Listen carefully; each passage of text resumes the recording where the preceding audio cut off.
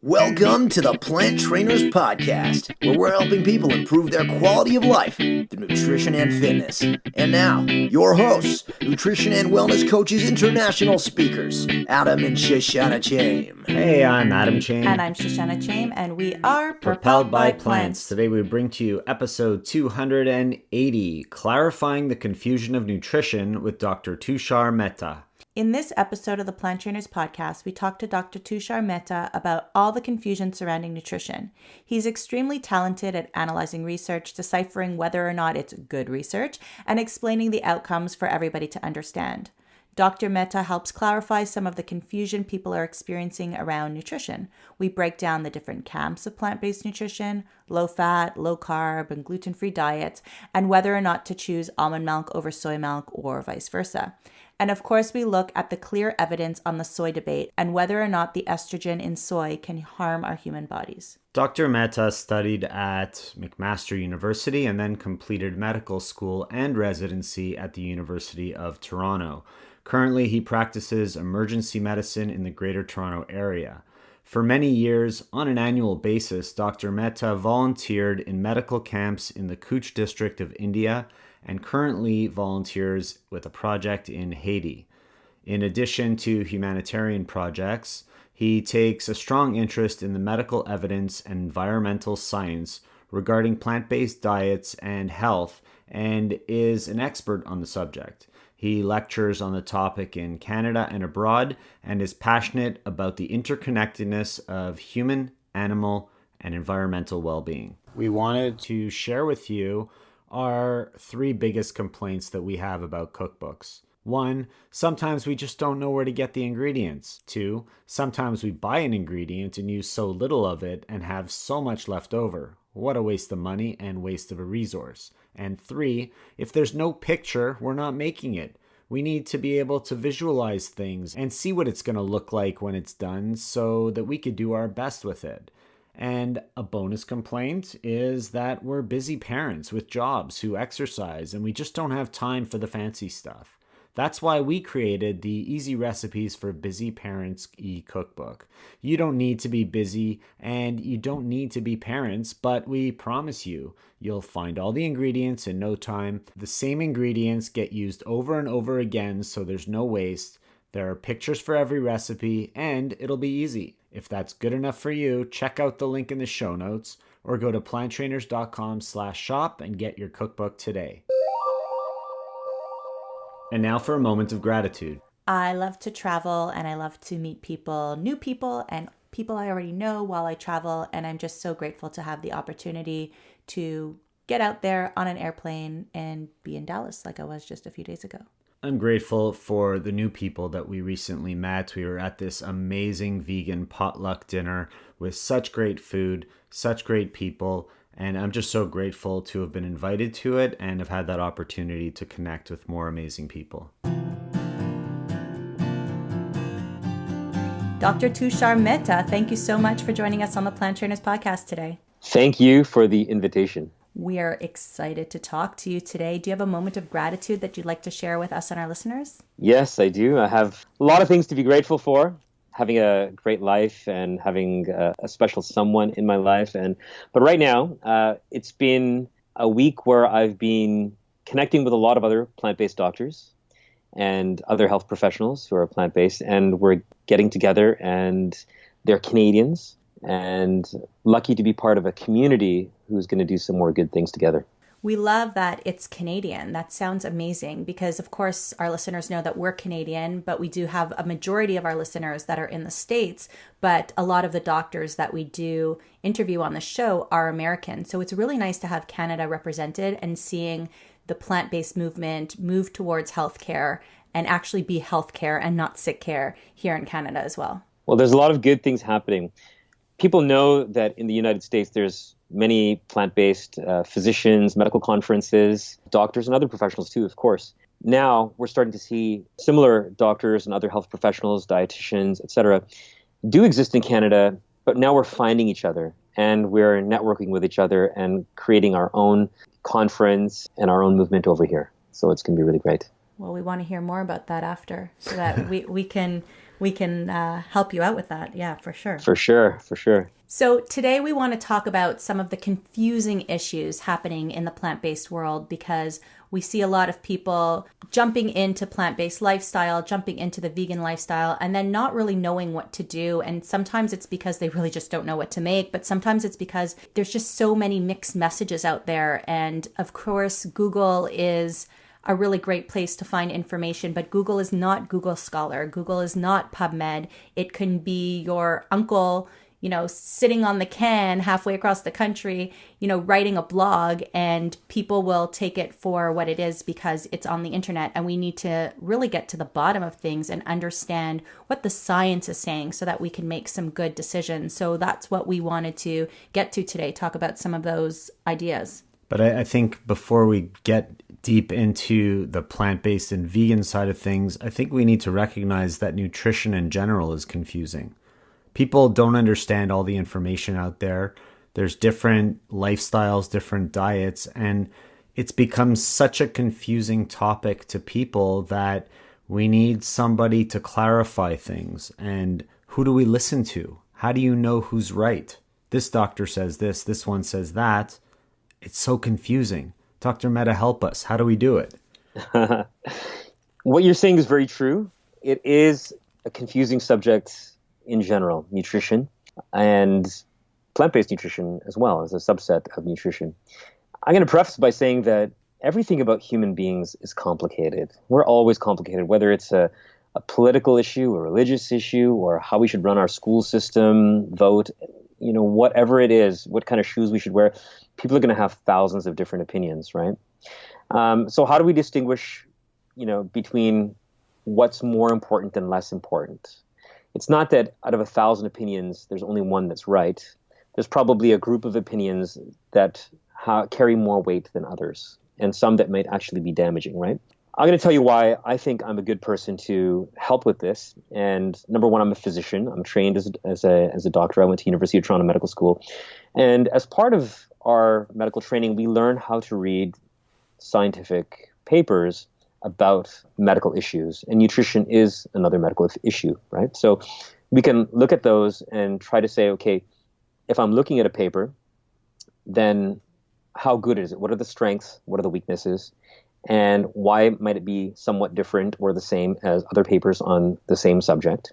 What are the differences in methodology, et cetera? And when we look at the group and combined evidence from different things, what can we conclude from that? And that's sort of what our training is. And that's what I apply a lot of my skills to, looking at these papers. And then I spend literally hundreds of hours going through all the different papers that I can about plant-based diet and health, looking at the most important subjects, and then trying to make summaries on different papers and identifying the ones that are most important. So I spend a lot of time doing this and then sharing these summaries that I make with other health professionals, et cetera. So I'm sort of good at going through all the evidence, basically. So you're creating your own meta-analysis. Yes. Analysis. Yeah. Well, meta-analysis, that's my last name. You can take it as a play on words. But in terms of a meta-analysis, I'm not doing a formal meta-analysis. A formal meta-analysis is when you take studies on a particular issue. Let's say it could be the use of a certain medication and in a certain population. And there's done 5 studies. They each have their own data. Now what you do is you combine all of that data and you have a bigger data set. And that may have more statistical significance than the individual studies, on their own.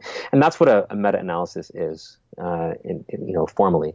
So I'm not a researcher myself. I'm not doing a meta-analysis or doing the studies myself. But what I'm doing is spending a lot of time looking at all the studies, going through them, organizing them, and knowing which ones are the better ones, and then knowing where the weight of evidence lies on a particular subject, having gone through a bunch of papers. So that's what I'm doing. So I want to go back to before when you said people's opinions on these subject matters. When you're actually looking at the science, is it an opinion? Is it subjective, or does it become objective? Because there's lots of doctors who have opinions, but have they looked at it properly, and where's that line? Well, doctors are human beings, and human beings have all kinds of biases and all kinds of ways of thinking. And it doesn't mean that we're always disciplined or objective or going through everything step by step, looking at the combined evidence on a particular subject. Especially when it comes to nutrition, there are certain subjects like nutrition, which have so many cultural biases, and our opinion is also swayed by many things that have nothing to do with the science. But then we try to pick and choose that science which rationalizes our own belief, right? So people may have all kinds of biases. And it's not just with nutrition. Even if you look at the bulk of medical literature, we look at where funding comes from for particular studies and methodologies used when drug companies are involved in studies and so forth, or people are being funded. Those things matter a lot. So one of the biggest biases people have is money, right? And who's paying them to do the research and whatnot. So that's one big bias, but there are other biases too, cultural biases, etc. So doctors are not always objective, and that also makes it difficult. You have to go through as many of the studies as you can, many of the relevant studies as you can. A lot of doctors who are speaking on the subject, they take some small few studies and then just focus on them and then base their opinion on that, rather than, and they're at the same time ignoring so many other studies that are even better or even more important. We find a lot of that. So you have to look at, when somebody has an opinion, even if a doctor has an opinion, and they make a video or they read an article, you should very closely see that they are referencing all of their studies. And so you see what they have and you apply critical thinking to what they're saying as well. Most people don't do that, though. They see that the doctor's wearing his white coat and he's got these degrees behind him on his wall, and whatever they say is what they believe. And people that are coming into a plant-based lifestyle and are new at it, and they see a video from Dr. Esselstyn or they see a video from Dr. McDougall, and then they see another one from Dr. Greger, they're quite confused because Esselstyn's saying no oil, McDougall's saying only eat potatoes and starches, and Greger's just an encyclopedia. So how does one coming into this lifestyle really figure out who's right or maybe who's wrong, or maybe not even right or wrong, just try to figure it out for themselves? Well, you bring up three very important plant-based doctors who are very influential online and in the community. Dr. Greger, Dr. Esselstyn, and Dr. McDougall, right? So maybe that's a good place to start. I'm not picking on those three. I love them all. And we love lots of others. There's lots of other ones too that I could have named. Those just came out. Right. Well, they're all really important people, and they're all really fantastic people. And you're right, there are slight differences between them. What I'm going to say is that the differences between them aren't as big as one might think. Sometimes it's just on a particular issue there's a bit of a difference. One thing I want to do is that whatever I say here, I would like you to make my list of references available to listeners on the podcast, so that anything I say should be backed up by the references in my list that I have, that I share around. So please do that, so that whenever I can, I make that happen, so that, again, I'm not just talking without backing up what I'm saying with the... We will put all of that at planttrainers.com in the show notes. Fantastic. Okay, so let's talk about that. There's sort of these different camps. There's the camp that says you can eat as many carbs as you want, no problem. There's the camp that says no oil, zero oil, right? That's one of the things, that's one common distinction. There's other people who say, oh, you can eat as much plant-based food as you want, and you don't have to worry about protein or other things like that, because you'll just automatically get it. And what I'm going to say is that they're all part of the same sort of core philosophy. They're not super different from each other, but there are some then divergence points. The core that unites them all, I think that's the most important part. The core that unites people is that we should be whole food, low fat, plant-based. That's where the bulk of medical evidence lies. Over and over again, you'll see all kinds of studies that have this finding repeatedly, that we should be whole foods. So refined foods, that means sugar is a refined food. Oil is actually a refined food too. If you take oil out of something, you're refining it to a very narrow ingredient. When we have white rice, white pasta, white bread, all of these kind of things, that's all refined foods. If you have pastries, that's refined carbohydrates plus refined oils. All of those things are not so good for us. And when we have processed foods, well, what does processing means? Even if you take maybe a carrot and you cook it in some water, you heat it up, or you put it in the microwave oven, you've processed that food, right? That's a type of processing. when we talk about processing, we've changed the food somehow. Generally, you've added something to it and you've taken away something from it. That's what usually happens when you process something. So let's say if you have soy milk, which is a great food. Well, you've processed soybeans into soy milk. Does that mean it's bad? Let's see what we've done. We've maybe taken away some of the fibers and some of the things like that, but we've left most of the components of the soy in there. So soy milk is maybe a minimally processed food. What if we have something else, like some of the veggie meats that people eat? Now, a lot of them are good, but some of them add in a lot of oil and they add in a lot of salt. And plus they've taken away some of the, a lot of the fibers and things like that as well. So you've taken things away and you've added a lot of oil and you've added a lot of salt. So that food is not as healthy as the original foods were. And if you compare them to each other, you'll find some are higher in sodium, some are higher in fiber, some are higher in fat or lower in fat. And we can compare the different veggie meats to each other and find some that are better than others for sure, right? So that processing, you have to look at what's going in and what's coming out when you judge processing. But so the first part is whole foods or minimally processed foods are the best foods that we can have. That's one thing. Low fat means that definitely low animal fats, but other fats too. Just generally eating less fat is good for us. There's lots of studies to show that that's a better way to go for human health. And it doesn't mean the low-fat cookies in the cookie aisle. It doesn't necessarily mean. You have to read the ingredients, look at how many calories are in there and how much fat is actually in there, right? But they may be okay. But yeah, just because it says low fat on the cookie doesn't. It's not a free ticket. Yeah, it's not a free ticket. Just because it says that, that's not a free ticket. But that may be one thing to look for. Sure, it doesn't mean that you don't look for it, but you can look for that. So low fat. Now, some people are going to say zero fat, right?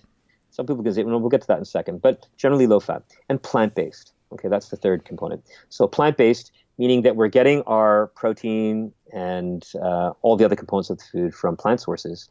That tends to be healthier again and again if you look at different kinds of studies. That they've done all kinds of large studies and they find that people who are plant-based, that means they may not be vegan, but they're mostly eating plant-based compared to a standard diet. Again and again shows these people have less cardiovascular disease, less cancer, and longer lifespans, right? So there's a lot of studies showing that. So you still have to look at the details of the individual studies. That might be too much to get into right now.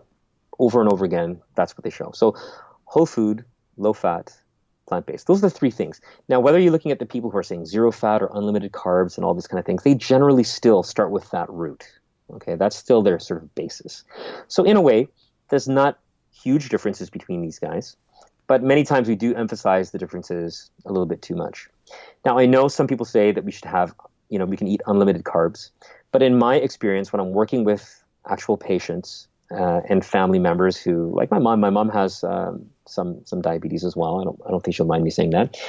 I'm looking at what she eats on a day-to-day basis, and we've modified it over the years to really, really optimize things. And I've done this with patients before because I was a family doctor.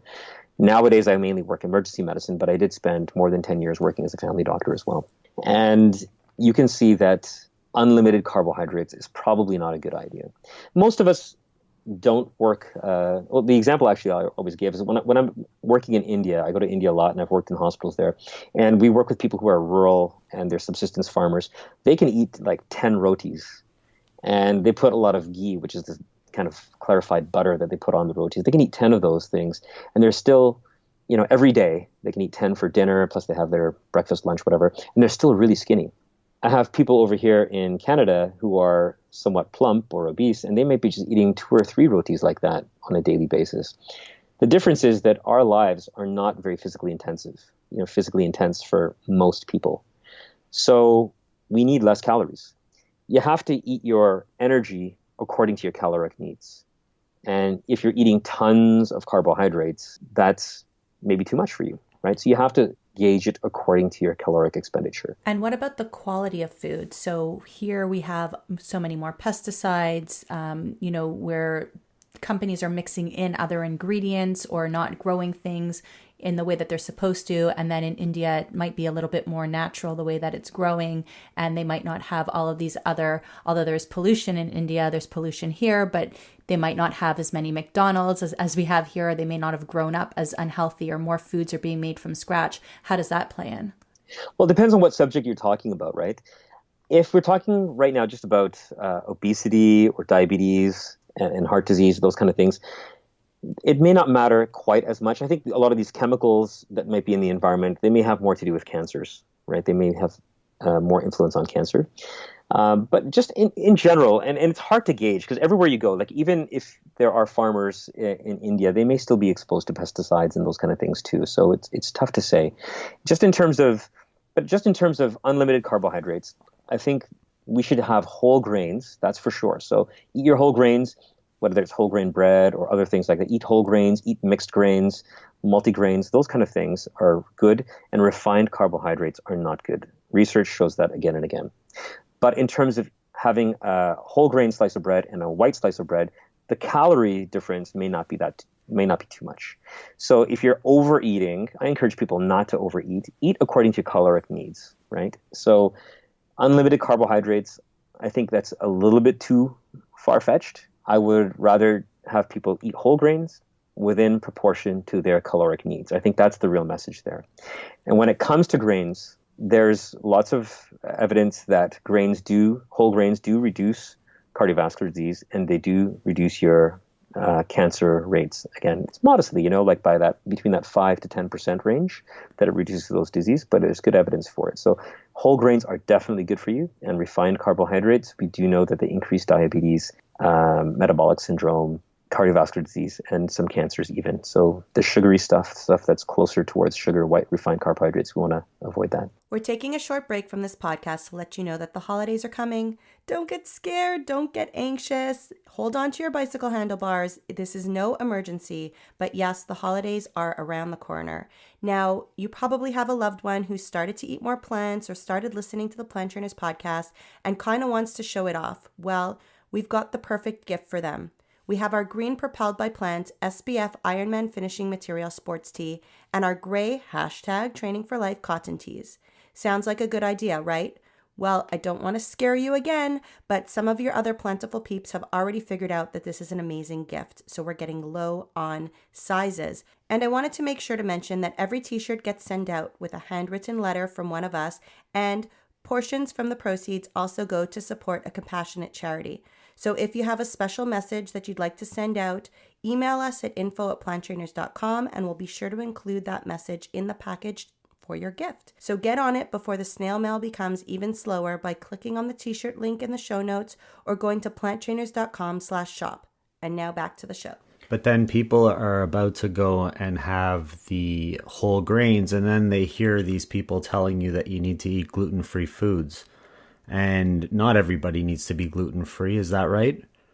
That is correct. Yeah. So this gluten-free is more or less a fad. There are people who do need gluten-free food. Those are people with actual celiac disease. So if you meet a person who's hardcore gluten-free, maybe they have actual celiac disease. Maybe it was undiagnosed. Then there's the whole group of people who they don't have celiac disease, but they just believe that they got to be gluten-free. And there's research done on people who are self-proclaimed gluten intolerant, self-identified as gluten intolerant. And they've done research on those kind of people where they take those people and they give them for a week and they randomize them and they're given a completely gluten-free diet for a week. And then the next week they're given a diet that does contain gluten. Or they may be the reverse. Okay, there's some that'll be first given gluten and then gluten-free the following week. But they don't know, because what they're doing, if they're giving them foods like these muffins or breads that may or may not be containing gluten, and the recipient, if they're the subject, they don't know. So they put these people through these 2-week diets where they're, 1 week gluten-free, the other week they have gluten, and they don't know what they're eating. They're getting these secret muffins, and then they have to report whether they felt better on the one diet or the other. And it's almost 50-50. A lot of these people who are so-called gluten intolerant, they say that, I'm better when I was eating muffin A, and it just so happens that muffin A was the one that was loaded with gluten. And the other half might say that, I felt better with muffin B. Now, it works out that slightly more of them correctly identify the gluten-free versus the with gluten bread. So like maybe 55% of them will feel better on a diet that was actually gluten-free. But the taste of the muffins maybe gives it away a little bit as well. So there might be some of those people who kind of know that, this muffin tastes like a gluten. Effect. Yeah, the placebo. No, they actually know. They can actually sort of taste that this one is probably a gluten-free one, and so psychologically, their thing kicks in. So yes, exactly. A lot of this stuff about people going gluten-free, part of that is a placebo effect, and part of it is also that we're a society that overeats. When we limit our eating by going gluten-free, and all of a sudden you're reducing a bunch of the carbs from your diet, and therefore you're dropping a lot of the calories out of your diet, people do feel better, because maybe the real problem for some of them was they're just eating too much calories to begin with. And going back to the gluten-free for just a moment, have you come across research that has showed that people who are not actually celiac or actually gluten intolerant or allergic to gluten, that there's actually a negative effect on the body and possible microbiome by not consuming the wheat or the gluten? So I'm not aware of some study exactly showing that, but there are definitely studies showing that eating whole grains reduces cancer and reduces heart disease over and over again. When you look at my list, you'll see that. Just look at the word grain and just search the document for the word grain, and those articles will pop up over and over again. So many articles showing that whole grains are really good for you. Now, if you eat whole grains that are without gluten, if you want to stay gluten-free, no problem. You can have rice and other grains.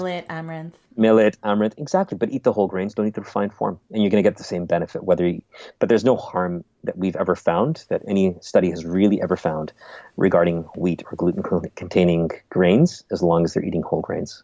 And I want to go back to the low-fat diet again with the oils and the low fat. So what about the people who are constantly saying, but Shoshana, we need fat in our diet to control our hormones. If we don't eat enough fat, our hormones will get out of whack, and then all of these other kinds of diseases will pop up in our body. Yeah, I don't know where they're getting that from a scientific basis. There is no scientific basis that you actually need to have these oils in your diet in order that your hormones should, quote unquote, stay in balance. There's nothing like that. There's no scientific evidence or anything like that. There is some evidence that we need our essential fatty acids, which you get just by eating whole grains and leafy greens and seeds and nuts and seeds. You're going to get those anyways, right? So as long as you're eating the right foods, you're definitely going to get your essential fatty acids. But other than that, you can be oil-free, right? Now, there are two very important studies, one by Dean Ornish and one by Caldwell Esselstyn, both of them having people with severe coronary heart disease and putting them on a oil-free, basically, diet, an oil-free diet that was vegan, right? And showing reversal of that heart disease. So if you are somebody who wants to really reverse your heart disease, or you have a strong inclination that I want to protect myself from heart disease at all costs, then definitely there are these two studies that show that, yes, if you are pretty much oil-free, you can reverse heart disease to some degree. Some lesions in your heart will not regress. And as you get older, something's going to happen still. But you can definitely prevent and reduce and even reverse some of the lesions in your heart. And there's some evidence that other similar blockages in other arteries of your body can respond as well. So that's a great thing. So if you want to go oil-free, people are drawing from that body of evidence saying that, yes, we really want to strongly prevent heart disease. I'm interested in clinical outcomes. There are probably biomarkers. People do blood tests, and they'll find different things about their lipids, homocysteine, this, that, and the other thing, and show, oh, this looks more optimal if I go oil-free. They may find some biomarkers. I'm not interested in biomarkers. I'm a clinician, means that I practice medicine with humans, not on test tubes or anything like that. And we're ultimately interested in clinical science. We're ultimately interested in evidence that shows whether you have more disease in a human being or more mortality, death in human beings. Okay, those are the studies that I focus on the most. So if people are saying that, yeah, you have these oil-free diets and it changes these biochemical markers, I don't care. Does it reduce your disease? Does it reduce your death rates, right? So those are the two main studies. There may be another one, but those are the two main studies that really show that, going oil-free protects you from heart disease and can even reverse it. And in your opinion, that research was done appropriately and not looking for an answer, and created their focus groups based on what they wanted to happen, that was done properly? Yes, I believe so. Yeah, the study that Dean Ornish did, the lifestyle and heart disease, which was initially a 1-year study, and then he followed some of those subjects for another few years, I think another 3 to 4 years. That was a good study by Dean Ornish, and Dr. Caldwell Esselstyn's study was also excellent as well. Like, they're both really good studies, so I think they're very reliable. Now, there's also studies showing that, hey, if we're low fat, that's good for you. That group of people is also drawing on the studies of Dean Ornish and Caldwell Esselstyn to say, hey, maybe we're not zero fat, but we're just going to be low fat, right? So instead of being completely oil-free, having a little bit of oil, what's the benefit of that? Well, I'm not sure if there's a hormonal benefit. You're still going to get benefits of being low fat. You may not get the extreme benefit that these guys did. Reversing lesions in your heart, that's really something. Maybe you're not going to reverse the lesions in your heart. Who knows? Maybe you can, maybe you can't. But you're going to still have a lot of those overall benefits of heart disease protection and protecting other arteries in your body too. So you're going to have some of that protection, a good amount of that, just by being low fat, even if you're not completely fat free. But there's some benefits too. And one of the things is that people like to have a little bit of oil. We like to eat a bit of oil. So having a bit of oil in your diet, whether it's some olive oil in your salad dressing or your pasta or other things like that, you're just keeping it low, but you're having a little bit. The satisfaction people get from the taste and enjoyment of their food can be really good, right? That satisfaction people get is also an important part of their feeling of well-being, right? Just being taste satisfied and feeling that fulfillment. So having a little bit of oil in your diet may be worth the trade-off, and it may actually be good for you to have a little bit of oil and enjoy your food like that. Here's another thing. Some people go really fat-free and they become vegan, and they're actually eating too few calories. They've actually reduced their calories too much. And so they're always running a slight calorie deficit. They're losing weight. Maybe initially that was good, but then they get past a point where they're maybe losing more weight than they should, and they're not having enough calories to really meet their daily needs.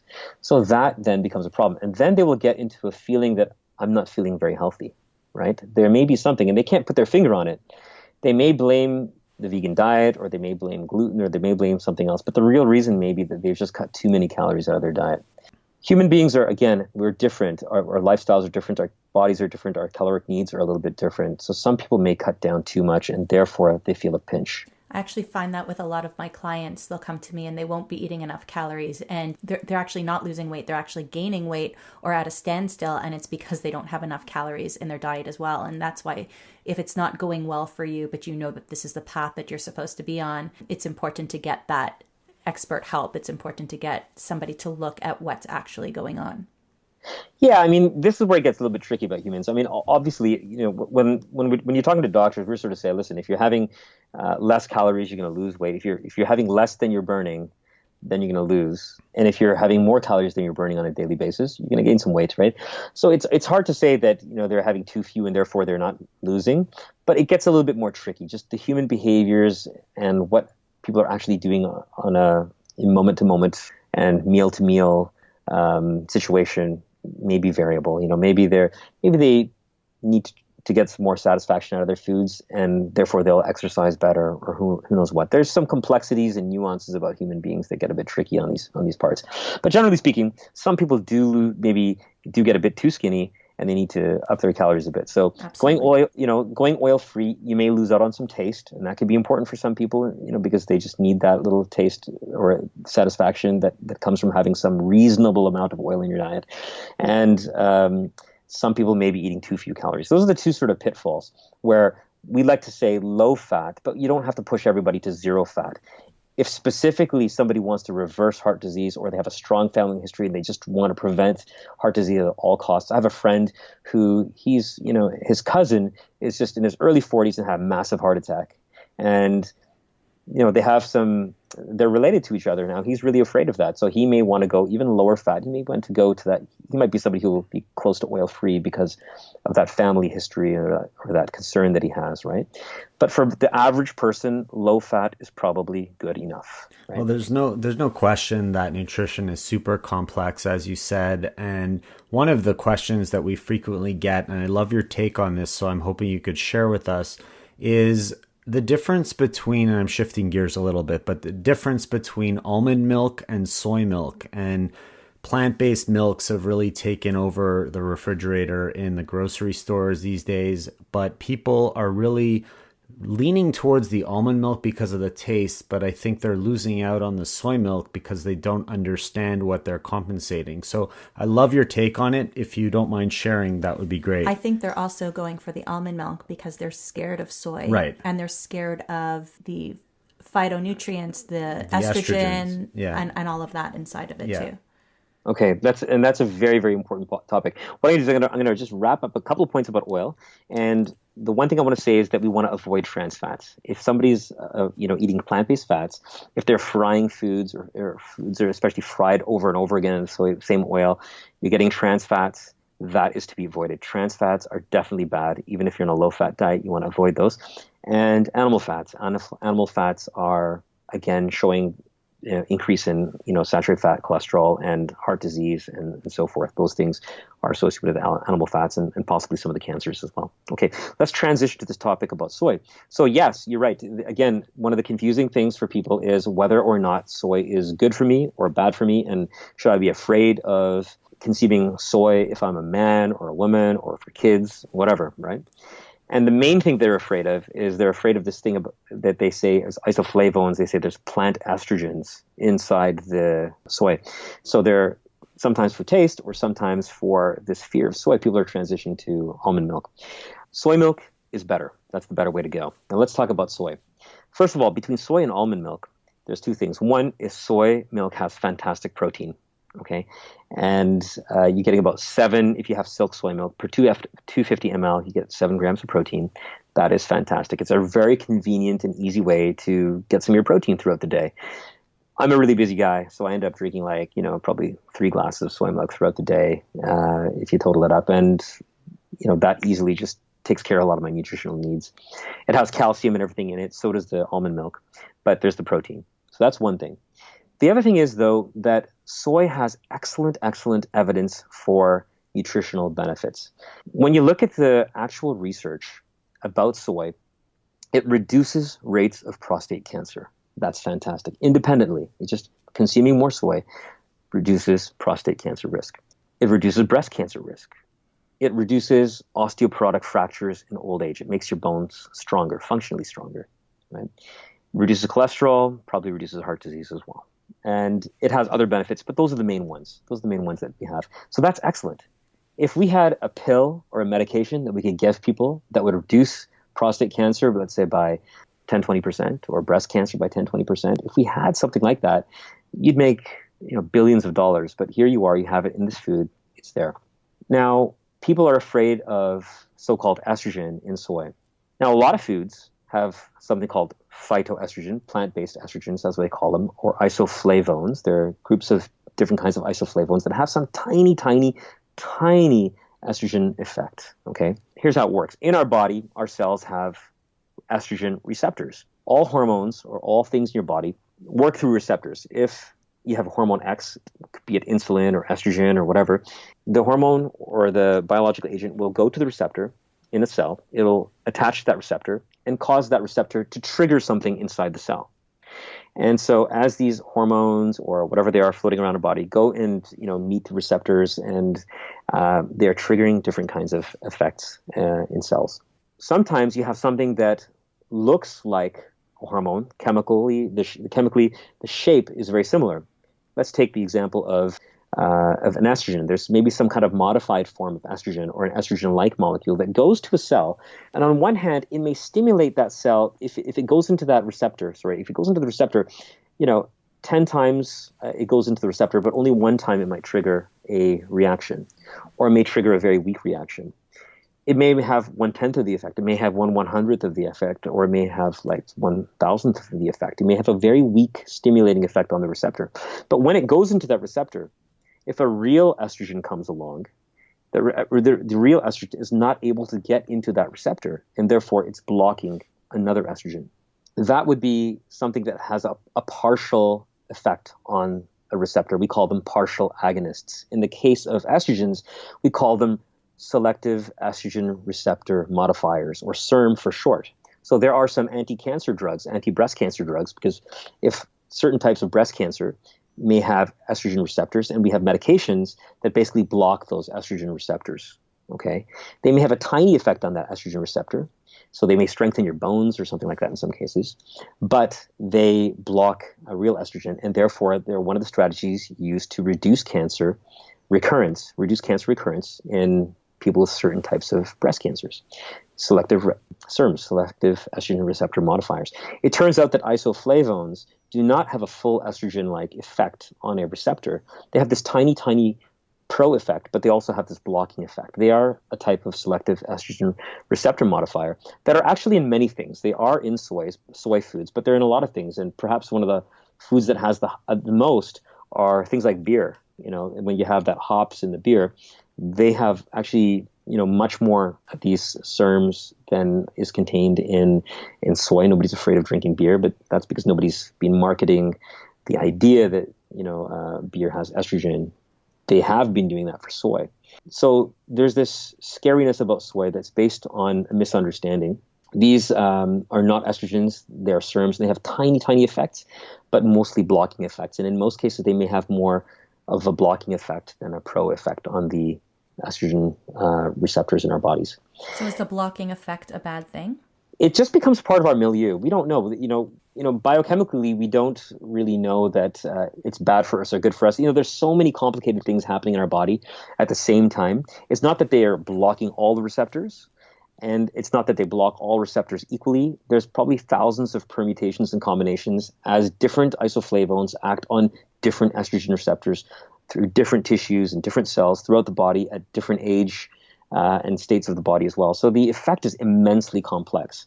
What we basically need to know is, does this lead to more cancer or less cancer? And the answer is, through clinical studies, it leads to less breast cancer, less prostate cancer, stronger bones, probably less heart disease, etc.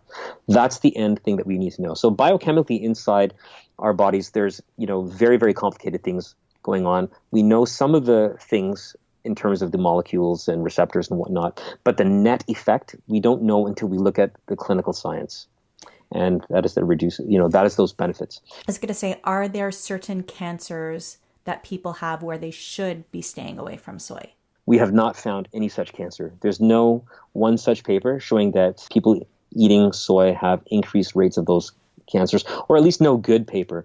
I mean, if somebody finds some rinky-dink paper with like 20 subjects or something like that, or isolated case study, we don't consider that as evidence. We just consider that as, okay, let's take a look at bigger studies that will, with the same parameters, either at other studies that should show that result, or create a study in the future that will show that result. But there's no good study that shows anything about soy that it increases any cancer in the body. So unless there's a huge misunderstanding between doctor and patients, there are many doctors, oncologists, and family physicians who are recommending to breast cancer survivors to not consume soy. So where is that disconnect happening? Right. So a number of years ago, there was one study done on mice where they took these athymic nude mice, these mice that have no hair, and they have no thymus. They have no immune system of their own. These are mice that have been bred with no immune system. And they were injected with human breast cancer cells and then given high doses of isoflavones, really high doses of isoflavones. Like you'd have to drink, many boxes of soy milk per day to get that level of isoflavone. And they found that the mice that were given these massive doses of isoflavones died faster from the breast cancer than the ones who didn't receive those isoflavones. But these are, again, studies on these strange little unfortunate mice that may have no bearing whatsoever in a human being. At the end of the day, we need to know what the clinical science says in human beings. From that, they extrapolated that, hey, maybe soy is bad for cancer. But now a lot of doctors and websites from various cancer clinics and so forth are saying that soy may be protective. And there's other statements coming out by other medical bodies saying that soy may have a protective role in breast cancer and breast cancer survivors as well, because there's at least 3 to 4 papers showing that breast cancer survivors consuming more soy have less breast cancer recurrence at, let's say, 4 years or 5 years, depending on the study you're looking at. So even breast cancer survivors are getting a benefit in many cases. And the opinion of oncologists is changing.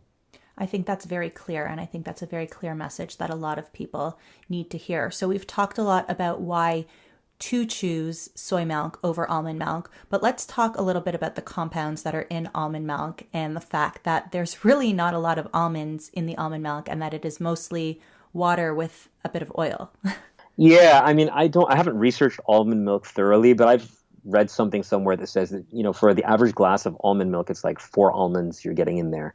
So you're getting this kind of white water that's tasty. And then they're adding some calcium and B12 in there, and that's good.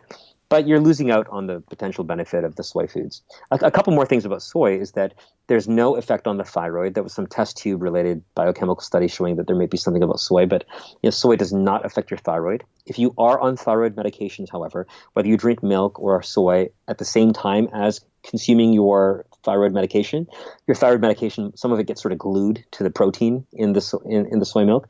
So you might want to take your thyroid medication at a different time as taking your soy milk, and keep that consistent. So you're getting a consistent amount of medication and whatnot. But there's no effect of soy on the thyroid. And the other thing is this. If somebody consumes the body of a female animal, so if they're eating meat, and if they eat a fish or a cow or something like that, they're eating the flesh of this animal, and that animal was a female, they are eating estrogen that's in that flesh. And that's not some isoflavone that has some tiny selective modifying effect. That is full-on estrogen that has 100% effect in your body. You're consuming some of that. And if you are drinking milk contains estrogen. It contains real animal estrogen. It's a known fact. There's, studies that have measured it in milk, and they're out there and they're published. It's just a normal thing. And that estrogen probably has a role for helping the calf grow bigger or whatever animal that milk was supposed to be for. Just like human breast milk has hormones in it as well for our children. Exactly. Our human breast milk is the best for our children. If you give human breast milk for another animal, it may not be quite as optimal, right? And if you have an egg develops in the ovary from the ovary of a female chicken. It's living its duration in that chicken. It's absorbing estrogen from that female chicken, and their eggs have estrogen in them, right? So these are potent estrogens. So the guys that I see in my emergency department with man boobs, you see people coming in with man boobs all the time.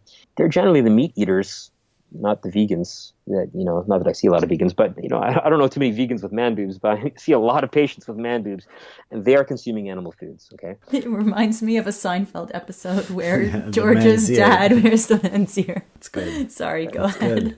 Yeah. So if man boobs is an issue for you, then you probably should eat less of these foods, and also just be obese in general. That increases estrogen in a man or a woman's body. So there's various factors that create that, but. So anyways, the bottom line is we shouldn't fear estrogen or any thyroid effect from soy. That's all bogus. The meat and dairy industry actually spends a lot of time and money trying to create all of this online material and fund people and whatnot to say these things online and create this confusion for people, right? And that's the way the meat and dairy industry works. That's the way the tobacco industry worked back in the day when they were trying to create, confusion about tobacco.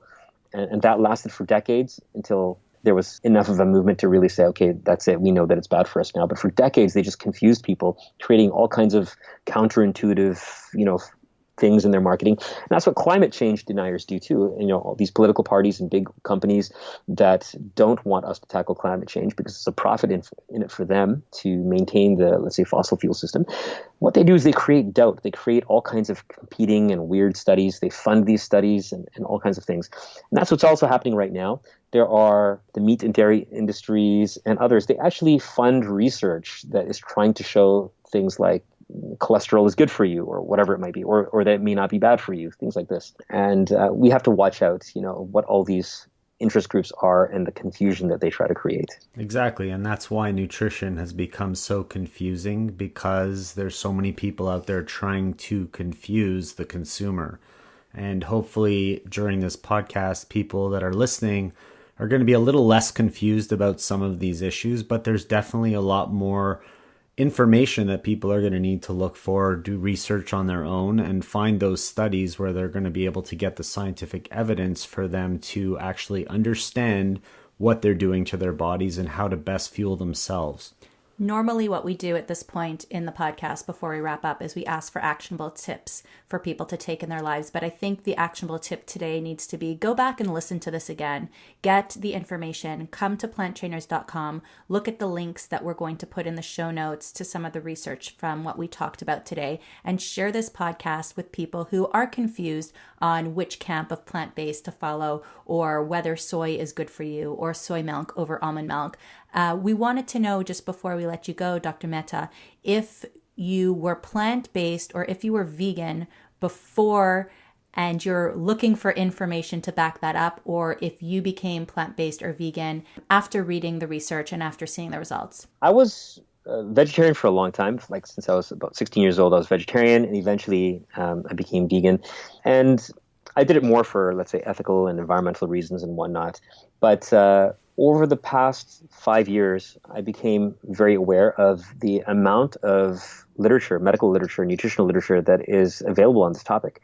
And so I started vigorously researching all this kind of stuff, and I've sort of become an expert in the area of plant-based nutrition from the sense of what does the science say? So I was already vegan, and this has reinforced it for me. Amazing. If people wanted to reach out to you or learn more about what you're doing, what your work overseas maybe, or more information about how they can get some help from you, where would you like them to go? One way of getting some good information and also being able to download the reference list that I keep available for the public is you can look up one of my nutrition talks online. If you just go Tushar, Tushar, vegan, if you search those two words in Google, you'll see some videos come up under the video hits you get into Google, and choose the one with the green apple that you see in the little picture there. And that contains probably the talk that I have that's the better of the few that's online that people have recorded. And from there, you click the see more, and then you can download all the references. So you can share that, and you can, and in that sort of 1 hour lecture, I cover like 90% of what people practically need to know about being vegan and having a healthy vegan diet. So that's a good resource. You're going to have the links in there as well in your show notes. So that's also fantastic. Yeah. And we'll put a link directly in our show notes to that video with the green apple so people can find it right there at planttrainers.com. Perfect. We'd like to thank you so much for making all of this information accessible to everyone, especially the way that you explain it. You break it down, you make it easy to understand, your work that you do overseas and the work that you're doing here in Canada. So we want to thank you so much, not only for your time today, but for everything that you're doing. Thank you guys. And it's always amazing to work as a team. It's great what you guys are doing. I got a chance to listen to some of your podcasts. I'm a big fan already. And thank you to all the listeners out there. And I hope this is helpful to you. Awesome. Thank you so much.